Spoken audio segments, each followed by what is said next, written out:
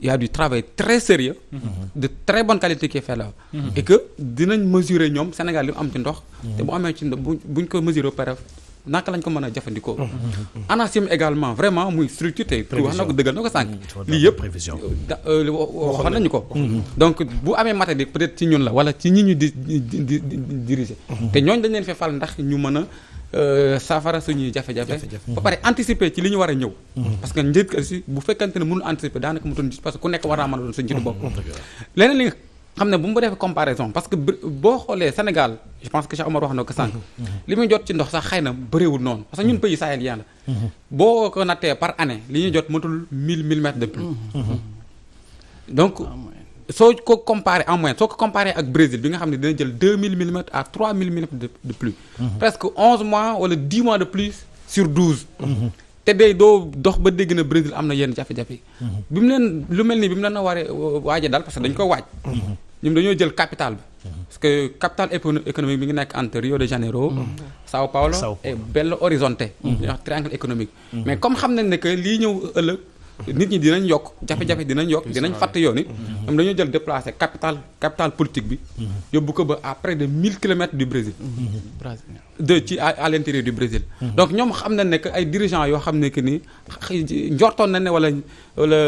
gëntoon nañ ne amoon nañ vision que jamono fii la ñuy yóbbu ñun nag peut-être on a raté le coche mooy bi ñu jotee suñu indépendance yàgg na yàggul waaye amoon nañ suffisamment de temps qu'il fallait pour xam ne que population bi ñëw d'autant plus que suñu xoolee projection démographique le Sénégal a une croissance démographique de 2 à 3%. Ça veut dire que dafa gaaw comme dafa gaaw xam nañ ne que population yu ci bëri comme gox-goxaani peut-être aménagement wala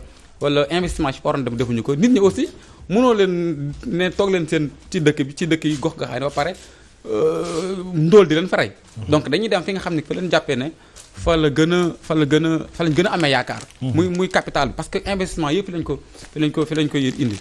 donc loolu bu fekkante ne bëgg nañoo au moins soulager population bi wala soulager jafe-jafe yi mooy il faut évidemment que ñu am une capitale de décentralisation voilà budda te du doon mënul nekk Diamniadio parce que Diamniadio ak Dakar léegi c'est une conurbation conurbation mooy dëkk yi dañoo taqaloo tey boo jugee Dakar jëm Diamniadio da ngay romb ay kër ba ni ngay àggee Diamniadio donc foofu du capitale décentralisation je pense que c'est une fausse solution à un réel problème donc benn bi mooy fexe ba décentraliser capitale bi nit ñi aussi ñu jox leen aménagement ak ay investissement yoo xam ne dinañ mën a toog seen dëkk ku ci nekk di suturlawu mbay mi également parce que soo xoolee comme ni nekk changement climatique peut-être nit ñi li ñu daan yaakaar ci mbay amatuñ ko li ñu naan bay di dundee ay sax amatul ci kër yi donc nit ñi bu fekkente ne def nañ 3 mois seulement de pluie de saison de pluie bu ñu paree dañuy dem ci capital bi jéem a xool lu ñu suturlawu mais fekkente ne ndox mi yëpp capté nañ ko yóbbu ko ci capital régional yi wala des villes secondaires boobu mën a fexe ba am koo xam ne baykat boo xam ne dina mën a bay 11 mois sur 12 wala 10 mois au moins sur 12 ba am loo xam ne dina am lu mu ci jëfandikoo yaakaar naa du am leen lu muy wutee ci capital bi donc dina tax ba capital bi au moins soulagé wu yeneen ni nag mooy ñi ñuy wax naan ay plan décennal plan triennal plan quinquennal je pense que foofu aussi war nañ fi mën a taxaw seetlu def un audit te loolu ñu ngi ci yaakaar ne législature bii ñu fal dinañ ci gëstu parce que réellement est-ce que loolu moo ci dugg parce que man mënuma imaginer 700 milliards à l'intérieur de Dakar te jafe-jafe inondation bi fajuwul donc am na des mesures yoo xam ne ce sera des mesures radicales fi ndox di jaar ala kulli aale ku fa dëkk ndox dina la fa jëlee muy tay di suba ndox moo la fay jëlee donc balaa ndox di leen fa jëlee yu ba am ci ay mort d'homme wala ay catastrophe environnementale catastrophe naturelle je pense que ñii jiite parce que loolu lañ fale également ku ñu am yaakaar ba fal la dañoo yaakaar ne yow peut-être di nga am dayoo ak gëdd bi war boo ne nit ñi jóg fii kat baaxul expliquer leen que fee moo baax ñu dem ci njëkk ak teranga te problème di am leen mooy fexe ba canalisation yi nga xam ne du jëm na ci géej gi également soit bu ñu ko mënutoo yokk parce que aussi techniciens yi dañuy calcul bi mën na am jamono da koy dépassé loo calculé woon il y a 30 ans parce que normal climatique 30 ans la tey jii nga am phénomène yoo xam ne dépassé na calcul yi war nañ mën a woowaat techniciens yëpp ñu toog est-ce que waruñu defaraat yenn aménagement yoo xam ne dina mën a drainer facilement ndox mi yóbbu géej parce que loolu sax je pense que c'est une hérésie di jël ndox di ko yóbbu ci géej man pour man yàq la d'autant plus que yaa ngi prévoir di def dessalement de l'eau de mer je pense am na usine bi ñu fa naar rek mais loolu waxuma la sax xaalis bi mu war a li mu war a générer ci xaalis ci ay milliards et milliards mais loolu catastrophe environnementale la nar a juraat parce que pour nga dessaler ndox technique bi dafa cher ba pare di yàq environnement parce que usine yi bon ñi koy def peut-être dëkki naari lañu parce que ñoom amuñu benn ndox ils sont dans le stress. mooy c'est des pays de stress amuñu benn ndox donc te ñoom yàlla may na leen xaalis seen dëkk yaatu na donc peut-être mën nga comprendre mais Sénégal ak ndox bi ñuy tuur nga ne da ngay indiwaat benn usine de dessalement d'eau man pour man c'est plutôt une niche voilà de prévarication des ressources d'autant plus que yow moment bi nga koy xalaat yaa ngi am suffisamment d'eau ba mu jaaxal la ba nga yaakaar ne dalaa jaaxal te alors que sax peut-être jàpp na ne mu demewul noonu donc foofu daal lañu yaakaar ne foofu la ñu war a pousser réflexion bi waat technicien ñu gën a xalaataat ba peut-être ñi nga xam ne que ñoom lañ fal ñoom tamit ñu def seen rôle def audit def évaluation bu fekkante ne xaalis bi dugal nañ ko fu ñu ko war a dugal mais ñi ko fa dugal ñu jàpp leen ñu wax ñu lu tax ñu def ko ak nan la demee ak aussi moor yi warul nekk à perte et profit mënoon ñu ndanganaay bu jot rek nit dee na ñu suul ñaanal ko pare ca ñi nga xam ne seen oto di ca yàq ñi nga xam ne seen kër yàq na ci ñoom état bi ne leen bon massa mu pare ci donc yaa pense que loolu comme ni muy amee ci manifestation yi rek moom ku dee dans ce pays guddi ñu toll da ngay ñàkk ndax du mujj fenn foofu la réew mi tollagul mu solution Assane Mangane pour génn ci inondation yi solution mooy respecter les règles la première solution xam nga Abdou Karim mi ngi wax ne da ngay gis ko tabax immeuble ba pare def fu parking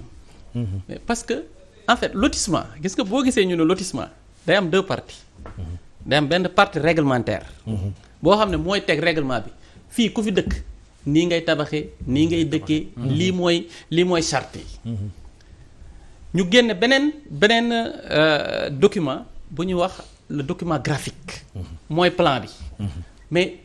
fépp foo dem société immobilière boo dem Sénégal duñu la woon mukk la partie réglementaire plan bi rek lañ lay woon voilà jaay nañ fii moo ci des yow fan nga ci bëgg c'est-à-dire yow miy tabax yow xamoo sax lan moo réglementé c'est-à-dire zone boobu déjà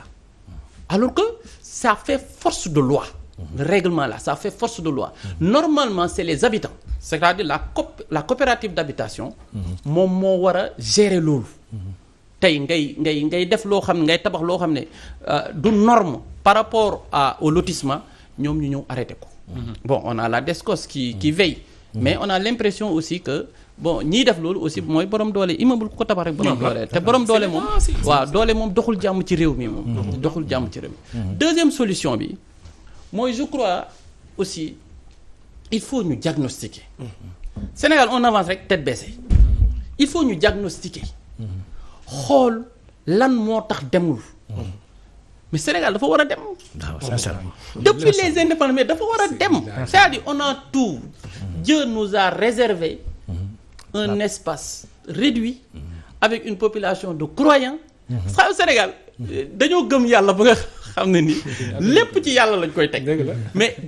discipliné aussi le Sénégalais est discipliné c'est-à-dire loolu doo ko am ba pare di ko sàggane maintenant damay fekki li Abdou Karim wax léegi ñun ñuy tànn suñuy njiit waaye nañuy déglu suñuy njiit ba pare ñiy laaj réew mi dañ leen di déglu c'est-à-dire qu'il nous présente un programme boo xam ne ni mais ñun bu ñuy fal kii moo rafet kii moo waxee nii kii moo ñaaw kii laa dëkkandoor kii mooy sama mbokk mais non il faut qu'on arrête ça il faut que ñoom ñu ñëw ak des programmes sérieux teg ko devant les Sénégalais yéen ñoom Pape Maguette médias yi ngeen jàppale ci ñoom Abdou Karim ñi nekk ci maanaam réseaux sociaux yi ngeen jàppale ñu orienter le peuple sénégalais vers un débat programmatique et non pas ce qu'on est en train de faire lu ñuy def nii kenn xamul lan la le futur président de la République mais boo moytu da koy for comme ni Macky Sall foré parce que Macky Sall kenn xaaru ko woon nañ waxante dëgg kenn xaaru ko woon mais parce que yërëm nañ ko wala def nañ ko nii mais borom doole kenn du ko yërëm borom doole kenn du ko yërëm et li ci topp mooy li Biram wax mais Sénégal dafa war am beneen capitale. Moi je propose Kaffrine. C'est pas parce que Kaffrine c'est ma ville hein. Non, c'est parce que Kaffrine est la région centre. dëgg la. À équidistance. À équidistance par rapport à toutes les du grandes Sénégal. régions, c'est vrai. C'est vrai. Mais Abdoulaye Wade nous avait promis ça. dëgg la. Mais xam nga ba lan lañ ko wax.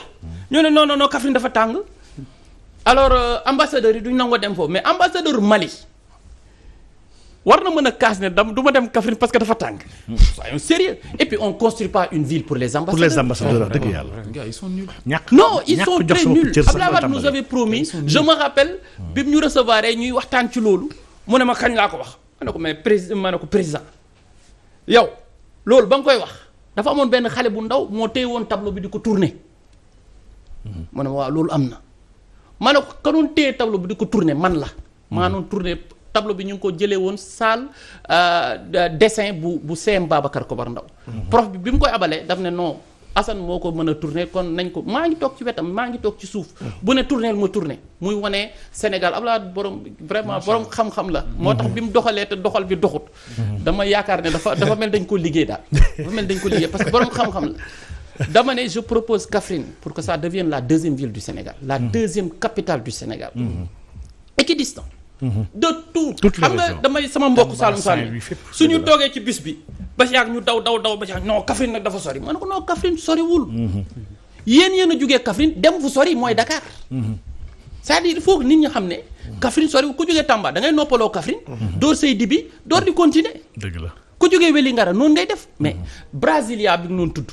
mais Lagos mi ngi fi ak Abuja effectivement. Abidjan Yamoussoukro c'est-à-dire nos hommes politiques ne sont pas audacieux amuñu vision. on ne peut pas décentraliser par le pôle loolu mënut a nekk.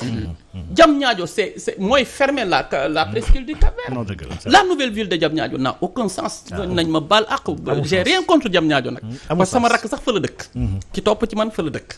mais dama ne Diamniadio c'était pas la solution. comme il l'a dit c'est une fausse bonne solution. effectivement. beneen bi ci topp. mais nañu créer des bassins de rétention xam nga Abdoulaye avait inventé le concept mais c'est pas un concept nouveau c'est pas un concept nouveau les bassins de rétention c'est rien d'autre que d'anciennes vallées qui n'ont plus parce que ndox buy daw ndox buy soo gisee ndox mi ñuy wane nii sax ci écran yi day xonq après ndox mi xonq bi mooy suuf si la àndal les sédiments gis nga ndox mi bu dawee daw ba dal foo xam ne nii day calmé wu sédiments yi dañuy déposé wu te fan lay calmé wu mooy ci bassin bi buy déposé wu d'une année 1 année 2 année 3 année 4 bassin bi day comblé wu c'est-à-dire day nekk un remblaiement naturel ndox mi daan taxaw ci bassin bi duutu fa taxaw parce que bassin amatu fa day continuer loolu moo daal Thiès la ville de Thiès parce que Thiès dafa nekk ci suufu plateau bi ñu goree plateau de Thiès parce que garab aussi dafa am solo ci téye ndox ci la gestion de l'eau bi ñu goree fi ñu tuddee àllukaañ léegi ndox mi day créer benn ravinement boobu mooy arraché ñëw na combler toutes les vallées yi nga xam ne ñoo entouré woon Thiès maintenant l'eau au lieu que mu des Thiès ci vallée yi léegi day continuer dugg Thiès loolu moo andi inondation yi Kaffrine aussi c'est la même chose boo demee ay déeg ñoo ko waroon c'est un réseau de marigots déeg bu rëy déeg Kaffrine déeg chantier déeg Kumbalaax déeg raay déeg yooyu yëpp ñu daan sangoo maa ngi koy kii sama yaay tey la koy door di yëg ca déeg yooyu lañ daan sangoo déeg yooyu nekkatuñ fa wala déeg yi tuxu nañ du dëgg parce que ndox mi dafa combler déeg yi léegi ndox mi day ñëw